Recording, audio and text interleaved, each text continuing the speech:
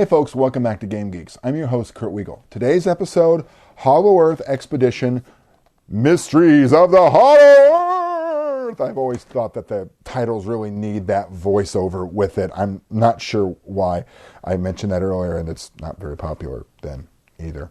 So anyway, the previous main supplement for Hollow Earth Expedition has been the Secrets of the Surface World, which was all about our world in the 1930s, how the pulp genre interacts with it. It gave you some ideas on magic, psionics, more weird science, and a lot of the secret societies that are running around that are either trying to get to the Hollow Earth or keep you from getting to the Hollow Earth. This particular supplement actually gets you down into the Hollow Earth itself. So what this does is it gives you a breakdown of that particular world and a lot of options for non-human characters. There's a lot of like Amazonian characters or other barbaric types. There are a lot of beast men. There are like hawk men. There are leopard men. Pretty much any animal you can imagine you could combine in here and make a character with if you wanted to play a mole man or a shrew man or a vole man or I don't know, something like that. You could really put it all together and come up with it. It gives you a map of the Hollow Earth itself, which I wasn't really sure on the first time I looked at it. It was like, do I really want a map of what the Hollow Earth is supposed to look like? And then I realized I can just ignore it completely if I want to and make it up as I go, which I would probably do anyway.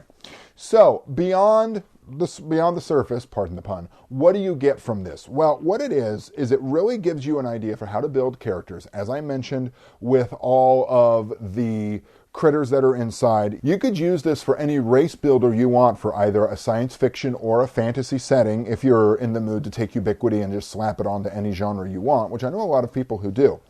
Additionally, it gives you some background on what societies are still in the Hollow Earth, and it gives you several examples of existing societies that your characters can be involved with. Now, these can either be characters from the surface world who have either intentionally or accidentally gotten stuck inside the Hollow Earth, or it could be natives of the Hollow Earth, one of the tribes that are in there. It could be one of the beastmen, and just how the different societies sort of interact with each other. And one of the things I like is it doesn't really tell you where in the Hollow Earth it is. So you don't have to worry about, well, the book says that the mole men have their society really close to the Amazon, so I can't really do that. It doesn't do any of that. It really keeps it very wide open for you. Along the way, it gives you a few more ideas for some supernatural powers, some alchemy that you could throw into the game if you so chose. One of the things that I really got a kick out of in this is that there is a expanded bestiary, a little bit, if you will, sort of the more dinosaurs, honestly, because let's face it, what's Hollow Earth Expedition if you're not feeding Nazis to dinosaurs?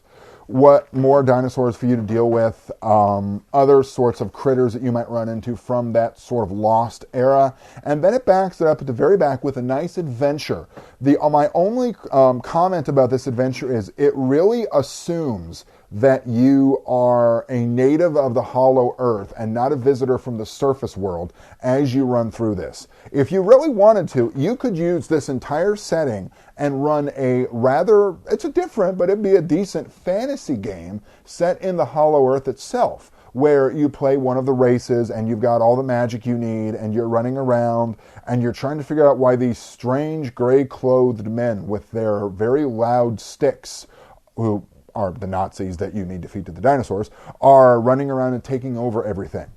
The game itself ends up at a point where something happens that really leads you into the next book of the entire cycle, which is going to be Revelations of Mars.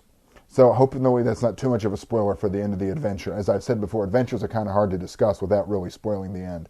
But that's sort of where the game line is going. We've had the Earth, the surface world, the Hollow Earth, and finally we're going to wind up on Mars. And I played in a playtest game of Mars when I was at Gen Con this year, and it's an absolute blast. So I think it'll be a welcome addition to the entire Hollow Earth Expedition line.